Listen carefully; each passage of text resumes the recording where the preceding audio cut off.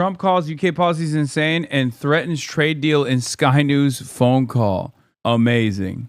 Let's hear what Trump is complaining about now. Scathing language about the UK in a phone call with me just now. An interview that lasted nearly 5 minutes. We talked about King Charles, a great gentleman, he said. We talked about Prime Minister Starmer, who he said had made a tragic mistake.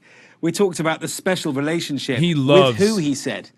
He had a word or two as well about the UK-US trade agreement, and on Iran, he said a deal is very possible. It was a jam-packed interview. I'll tell you what he told me, and I'll explain why you can't hear the call. Our conversation focused initially on King Charles's visit to America in 2 weeks' time. He's a great gentleman, a friend of mine. He's a fantastic person, the president told me. So which bit of the 4-day visit was he looking forward to the most? Just being with him. I've known him for a long time. He's wonderful, wonderful person. Then I asked the president if his strained relationship with Prime Minister Starmer could overshadow the royal visit. After all, there's barely a day that goes by where the president doesn't have a bad word or two about Sir Keir. No, he said, not at all. I've known the king for a long time, and he's not involved in that process. The president there is talking about the politics, of course, and on that, he then laid into Prime Minister Starmer. I like Starmer, but I think he's made a tragic mistake in closing the North Sea oil. Okay, first of all, the entire purpose of the king visiting the United States of America is to try and calm Donald Trump down. For this reason, because everyone in England knows that Trump is fascinated with the royals, and that's literally the whole purpose. Part of it is also to try to get him to learn that Canada is a part of the Commonwealth, and therefore he shouldn't invade Canada.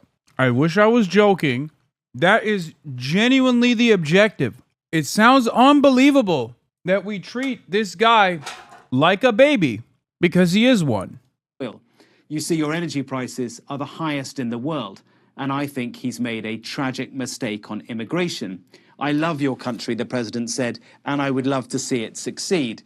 But if you have bad immigration policies and bad energy policies, you have the worst of both. You can't succeed, not possible. I put it to the president that maybe it's up to the UK Prime Minister to run his own country, not America's president. Well, it is, he said.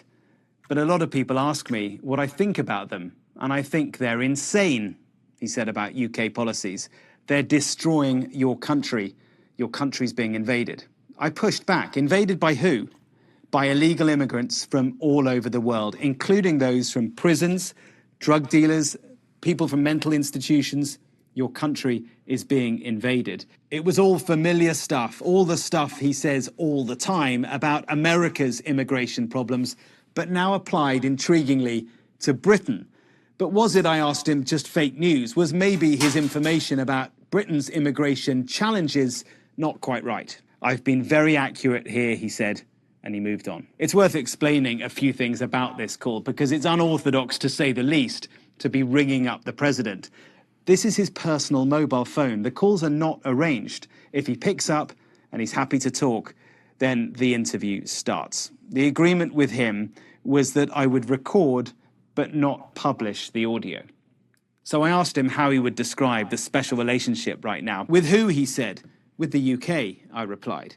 It's the relationship where when we asked them for help, they were not there. When we needed them, they were not there. When we didn't need them, they were not there, and they still aren't there. Sounds like it's very bad in that case, I put it to him. And with that, he had a threat. Well, it's been better, but it's sad. And we gave them a good trade deal, better than I had to, which can always be changed.